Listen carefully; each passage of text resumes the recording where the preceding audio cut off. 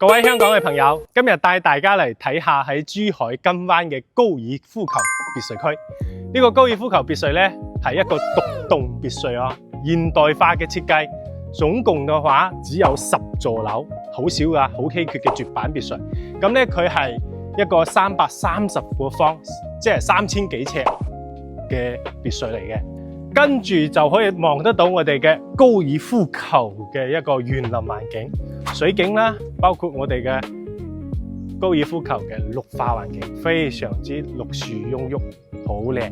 咁咧佢係下面咧就係打造咗個下沉式嘅一個花園嘅，可以聚會啦、傾偈啦，喺呢邊曬太陽都冇問題。跟住我嘅鏡頭再行下我哋後花園，仲有我哋嘅側面花園。後花園呢邊嘅空間咧都有去到差唔多60個方噶啦，都非常之大。你又可以做下綠化啦，包括養魚都可以，我覺得。咁我哋側面呢邊嘅花園咧，佢係去到接近100零方嘅，100幾方嘅話咧，所以我哋就咁大個空間攞嚟做咩咧？做咗一個 BBQ 燒烤區係啦。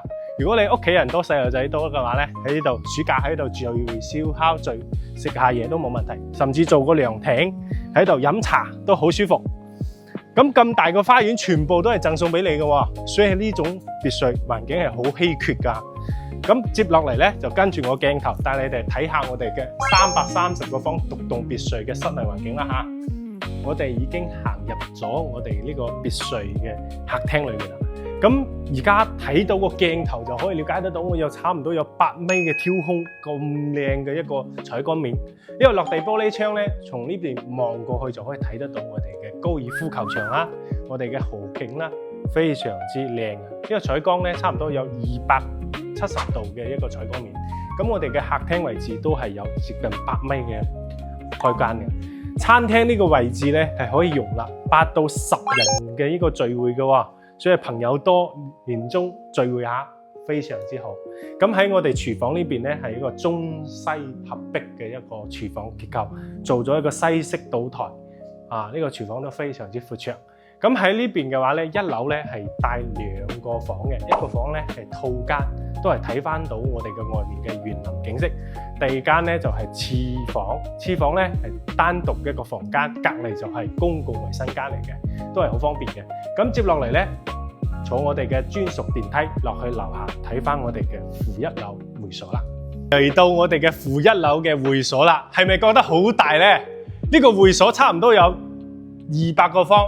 亦即係開發商咧贈送你差唔多200個方嘅地下室俾你使用喎，你可以用佢設置為影音室啦，包括我呢個位置嘅嗰個接待室啦，而且我哋嘅茶吧啦都可以喺隔離咧打造咗一個台球室。你地下室嘅使用空間係好多嘅，好似我哋隔離呢個房咧可以打造成我哋嘅書吧啦、健身房啦。酒室啦、儲酒室都可以嘅，呢邊嘅空間隨你點去打造都冇問題，所以咁大嘅贈送面積就係開發商送俾你嘅。咁呢邊咧大致就已經介紹完啦，等陣咧帶你哋去上面2樓睇翻下我哋呢個獨棟單位係點樣嘅格局。我哋就嚟到我哋2樓嘅客廳位置啦。非常之舒服。左手邊咧可以睇到我哋別墅嘅園林景觀，呢邊係帶個陽台嘅，係咪好靚咧？咁我哋右手邊照樣係可以望得到我哋嘅高爾夫球場嘅園林景觀㗎嚇。所以成個2樓嘅採光咧係南北通透嘅格局，好靚㗎。咁喺呢邊咧，我哋呢個小區咧去華發山都得5分鐘嘅車程，而且開車嘅話25分鐘可以到我哋嘅口岸，非常之方便嘅。咁2樓一樣係有2個房嘅，一個係套間專屬嘅一個套間，第二個咧就係有另外一個廁房，都係帶一個公共洗手間嘅。接落嚟帶你哋去上面睇翻我哋嘅平台景觀嚇。咁我哋嘅平台咧係好闊落嘅，呢個3樓嘅平台咧可以贈送你哋好大嘅一個空間俾你打造一個玻璃房啦，或者你哋可以聚餐都可以嘅。